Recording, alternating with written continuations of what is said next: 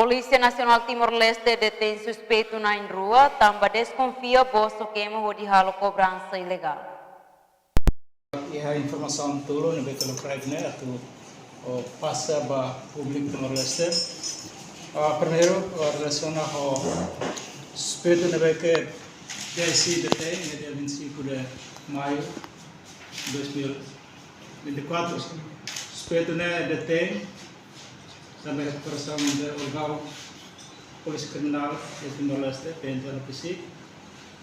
Nebe suspeito o inicial GSM, polícia detém também desconfia usa Marcelo na foto na naran de Facebook, de manda mensagem ba ema, manda fotografia, manda vídeo porno ba Marcelo, de explorar Marcelo usosan. Então,